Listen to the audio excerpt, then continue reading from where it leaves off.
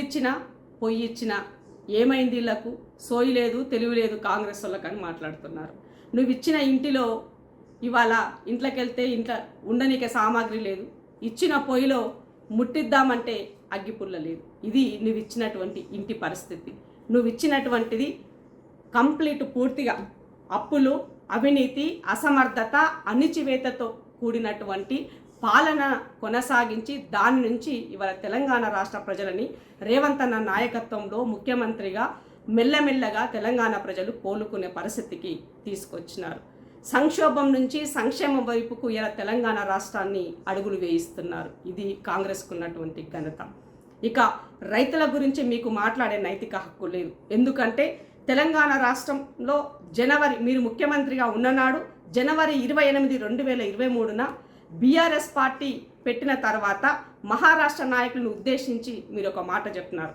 తెలంగాణ రాష్ట్రంలో రైతుల ఆత్మహత్య 0 అని చెప్పారు. రైతుల ఆత్మహత్య 0 అంటే నేను ఆ రోజు మీడియాకి ఎన్సీఆర్బీ లెక్కలని 10 సంవత్సరాల ఆర్టీఐ డేటాని నేను ఆ రోజు ముందు పెట్టాను. ట్విట్టర్ కూడా ట్వీట్ చేశాను, కావాలంటే మీరు క్రాస్ చెక్ చేసుకోవచ్చు. 2014 నుంచి 2022 వరకు ఎన్సీఆర్బీ లెక్కల ప్రకారంగా 6,912 మంది రైతులు చనిపోయినట్టుగా రికార్డెడ్గా ఉన్నటువంటి విషయం. ఇక మీ హయాంలో రైతు అంటే బతికితే ఇచ్చేది రైతు బంధు, చస్తే ఇచ్చేది రైతు బీమా అని మీకున్నటువంటి స్టేట్మెంట్. కానీ ఇవాళ తెలంగాణ రాష్ట్రంలో రైతుకి పూర్తిగా అన్ని రకాలుగా సహాయ సహకారాలు అందిస్తూ నిన్నగాక మొన్ననే రైతు భరోసా కూడా 5 ఎకరాలకి అందరికీ కూడా రైతులకు దాదాపు 64 లక్షల మంది రైతులకి ఇవాళ కాంగ్రెస్ ప్రభుత్వం, ప్రజాపాలన ప్రభుత్వం వాళ్ళకి అకౌంట్లో జమ చేసిన మాట వాస్తవం.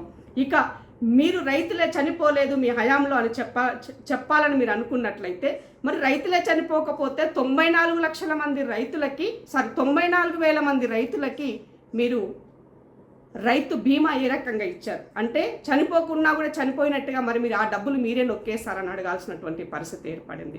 కాబట్టి కేసీఆర్ గారు ఒకటి గుర్తుంచుకోవాలి, 80,000 పుస్తకాలు చదివినటువంటి మీకు ఇవాళ 4 నెలల కాలంలోనే వర్షాలు పోయినాయి.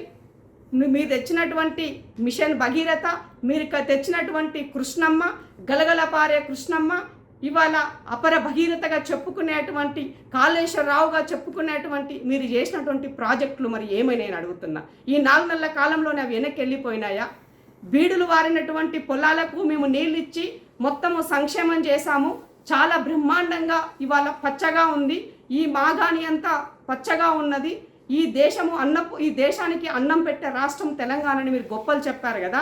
మరి ఇంతలోనే ఇవన్నీ 4 నెలల కాలంలోనే ఇవన్నీ వెనక్కి వెళ్ళిపోయినాయా?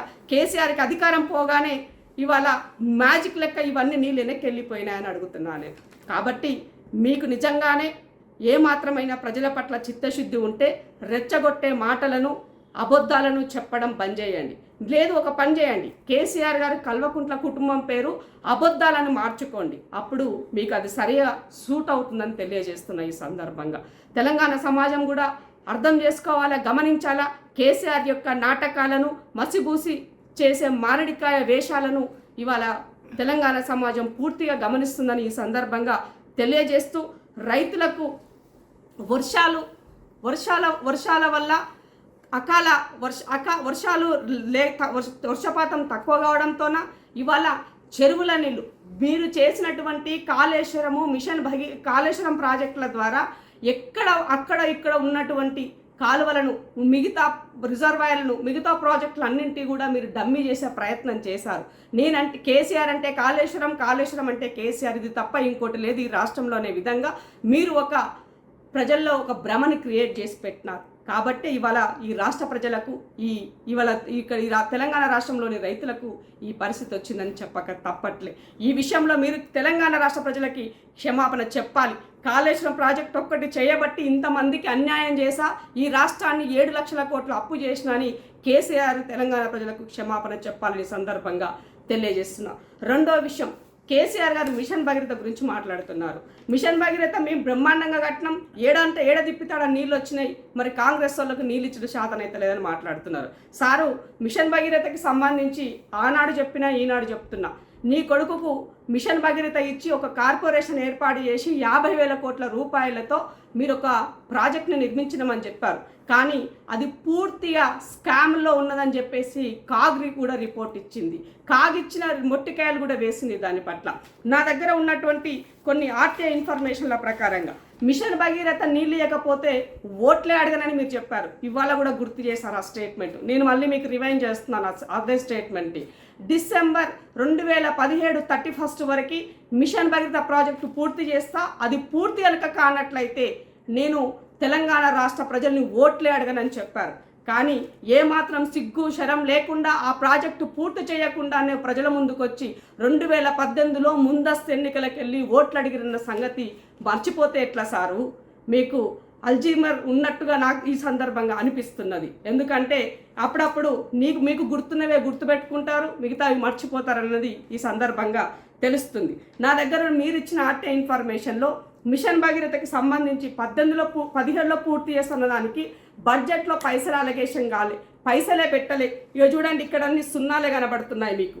ఇక్కడ 53 లక్షలు 2017-18లో బడ్జెట్లో పెట్టినప్పటికీ కూడా ₹1 కూడా ఖర్చు చేయలే. ఇది మనకి సున్నాగా కనిపిస్తుంది. ఇదే కాదు, మిషన్ భగీరథకి సంబంధించి స్టీల్కి సంబంధించి మీరేమైనా టెండర్లు పిలిచారా? గ్లోబల్లో కానీ లేదా నేషనల్కి సంబంధించినటువంటి టెండర్స్ మీరు ఏమైనా పిలిచారా అంటే ఇక్కడ ఆయన ఇచ్చినటువంటి స్టేట్మెంట్ ఏంటి అని అంటే there is no need to call tenders for purchase of steel అని చెప్పేసి ఇచ్చారు. మేము టన్కి బేసిస్ ద్వారా చేస్తున్నాము, ఎలాంటి టెండర్స్ను పిలిచాల్సినటువంటి నెస్టీ లేదని చెప్పేసి మీరు ఇచ్చినటువంటి పరిస్థితి. సో అందుకనే మిషన్ భగీరథ ప్రాజెక్ట్ అన్నది మీకు నచ్చిన వాళ్ళకి మీకు నచ్చినట్టుగా కమిషన్ల కోసమే తెచ్చిన ప్రాజెక్టు కాబట్టి ఇవాళ ఆ ప్రాజెక్టు పూర్తి కాలేదు కాబట్టి ఎక్కడికక్కడ పైపులు పగిలిపోయే పరిస్థితి ఉంది కాబట్టి ఇవాళ రాష్ట్ర ప్రజలు ఇబ్బంది పడే పరిస్థితి ఉన్నది. గత ప్రభుత్వాలు ఉమ్మడి ఆంధ్రప్రదేశ్లో ఆర్డబ్ల్యూఎస్ హయాంలో ఉన్నటువంటి నల్లాల వ్యవస్థని, పైప్ లైన్ వ్యవస్థని పూర్తిగా డమ్మీ చేశారు. డమ్మీ చేసి కొత్త నాల వ్యవస్థని మీ డబ్బుల కోసం తెచ్చిన ప్రాజెక్ట్ ఇది తప్ప తెలంగాణ రాష్ట్ర ప్రజలకి మేలు చేసేది కాదు అన్నది ఈ సందర్భంగా తెలియజేస్తున్నా. ఒక 5,000 కోట్ల రూపాయలు ఖర్చు పెడితే అందరికీ సురక్షితమైన నీరు అందేటువంటి దాన్ని వదిలేసి 50,000 కోట్ల రూపాయలు మీరు దీనికోసం ఖర్చు చేసి కేసీఆర్ గారికి కిరీటం పెట్టినారని నేను ఈ సందర్భంగా గుర్తు చేస్తున్నా. సో ఇవాళ పిల్లి కళ్ళు మూసుకొని పాలు తాగుతుందన్నట్టుగా కేసీఆర్ నీతిమంతుడిగా, కేసీఆర్ తెలంగాణ రాష్ట్ర ప్రజలకు ఎంతో అవినావ సంబంధంతో వాళ్ళకి ఏదన్నా అయితే ఈయన అసలు ఒక్క నిమిషము కూడా అది ఏమంటారు, గుక్కెడు నీళ్లు తాగడు, బుక్కెడు బువ్వ తినడు అనే విధంగా కేసీఆర్ గారు మాటలు చెప్తున్నారు. ఇవాళ మీరు ఈ రాష్ట్రంలో ఏ బిడ్డ చచ్చిపోయినా, ఈ రాష్ట్రంలో ఎలాంటి ప్రమాదాలు ఏర్పడ్డా ఎన్నడూ ఒక్కనాడు ఎవరి దగ్గరికి వెళ్ళలేదు, పరామర్శించలేదు. ప్రజలు మీకు అధికారం మూడగొడితే ఇవాళ పల్లెబాట పట్టినారు. ఇవాళ ప్రజలు మీరు చేసినటువంటి తప్పులకు ఇవాళ ప్రతి ప్రాజెక్టులో మీరు తీసుకొచ్చిన ప్రతి స్కామ్ని ఇవాళ ప్రజాపాలన ప్రభుత్వం ఒక్కొక్క స్కామ్ని బయట పెడుతుంటే వీటిని విని ప్రజలు అయ్యా ఇదియా మేము ఇచ్చింది కేసీఆర్ గారికి, ఇదా కేసీఆర్ గారు చేసిన పాలన, అయ్యో పాపం అని అనుకునే పరిస్థితికి ఈ రాష్ట్రాన్ని దిగజార్చారు. మిమ్మల్ని చూసి అసహించుకుంటున్నారు. కాబట్టి కేసీఆర్ గారు ఒకటి గుర్తుపెట్టుకోవాలా, తెలంగాణ ప్రభుత్వం ఇవాళ ఉన్నటువంటి రేవంత్ అన్న ప్రభుత్వం చాలా బాధ్యతాయుతంగా 24 గంటలు పనిచేస్తుంది, ప్రజలకు అందుబాటులో ఉంటుంది. ఎవరు ఏ సమయంలో వచ్చి వాళ్ళ యొక్క సమస్యని వినడానికైనా చెప్పుకోవడానికైనా కూడా ఇవాళ సెక్రటేరియట్ 24 గంటలు ఓపెన్ ఉంటుంది. మరి మీరు ముఖ్యమంత్రి అంటే ఉంటే ఫామ్ హౌస్లో ఉండాలా లేదా ప్రగతి భవన్లో ఉండాలా? ఈ రెండు తప్ప ప్రజల మధ్యలోకి ఎన్నడూ వెళ్ళలేదు. ఎలక్షన్లప్పుడు మాత్రమే ప్రచారాల కోసం పోయే పరిస్థితి.